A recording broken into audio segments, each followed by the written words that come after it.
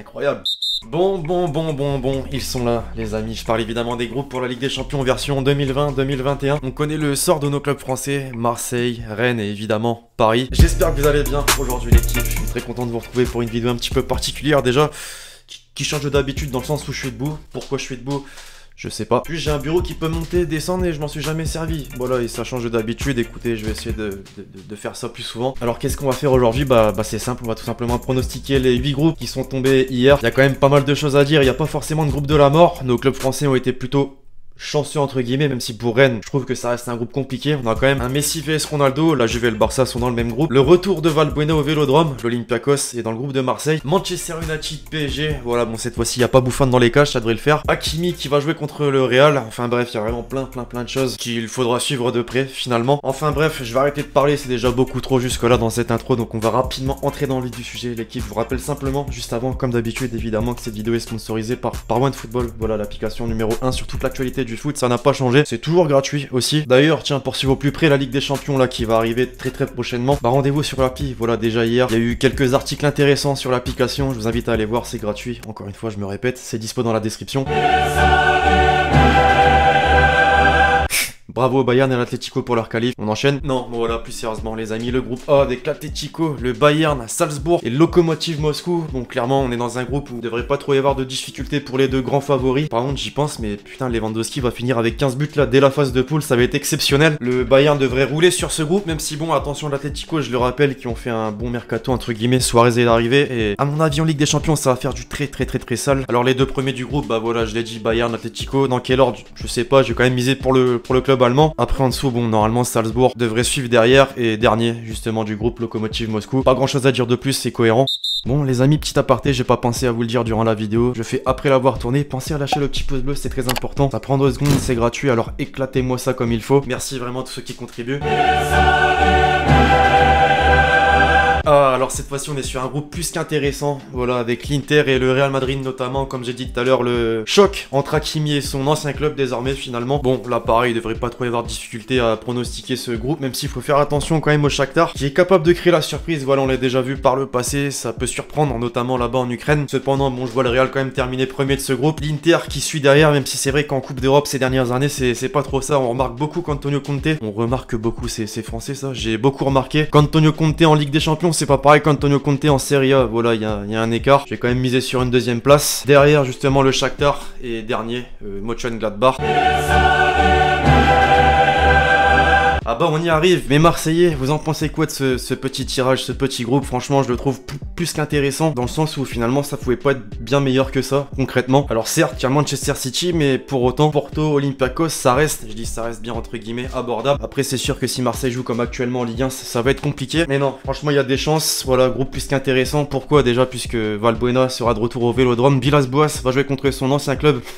J'y pense, mais Porto, ils vont voir Sakai, Sanson, Benedetto, ils vont se dire waouh, le Portugais a fait tourner. Non, pas du tout, jusqu'à personne sur le banc. Non, bon voilà, ça reste un groupe semi-Europa League. J'ai hâte de voir ce que ça va donner. Maintenant, pour le pronostic, bon, Man City premier, normalement, hein. Si c'était un autre Olympique, Guardiola en sueur, là, non, ça va. Deuxième, justement, bah, vous savez quoi, je vais prendre le risque et je vais miser sur Marseille. Il y a vraiment de quoi faire et j'ai hâte de voir aussi ce que va donner le joueur brésilien, Luis Enrique, 19 ans. Troisième, Porto et quatrième, l'Olympiakos. Est-ce que vous pensez que ce petit club danois va faire plus de points que l'OM il y a quelques années?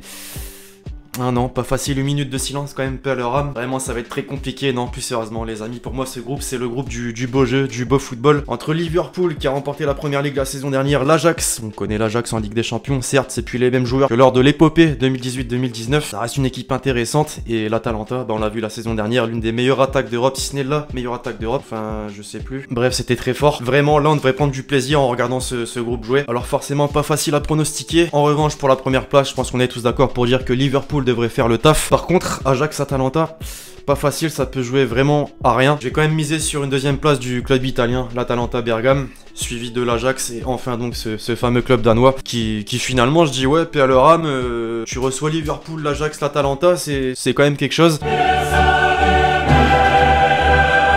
le deuxième club français et pour moi celui qui a eu tout simplement le tirage le moins évident concrètement. Ça va être compliqué d'arracher la deuxième place, mais cette saison Rennes c'est très fort, enfin du moins en ce début de saison plutôt. Ce qui me fait peur moi surtout c'est l'enchaînement des matchs entre le championnat et la Ligue des Champions. C'est un tout, voilà, le mercato n'est pas fini, va falloir peut-être penser à recruter pour avoir des joueurs derrière au cas où. Mais voilà, Chelsea qui a réalisé tout simplement un mercato XXL en déboursant près de 200 millions d'euros, plus de 200 millions d'euros même. Jusque là en termes de résultats c'est pas exceptionnel, mais je pense que d'ici là il y aura des automatismes. Séville, bah voilà, on ne présente plus ce club, c'est le club de la Ligue Europa. Effectif très cohérent avec le retour en plus d'un certain Rakitic. Et Krasnodar, pareil, c'est une équipe qui fait pas forcément peur sur le papier, mais dont il faut se méfier, et surtout là-bas à l'extérieur. Alors pour ce groupe, je vois Séville premier, et ouais, Séville premier, Chelsea deuxième, Rennes troisième, donc malheureusement pas de qualif pour les huitièmes, et Krasnodar quatrième. Même si évidemment j'espère une deuxième place pour les Bretons, voire peut-être une première. Il va falloir hausser le niveau là par contre.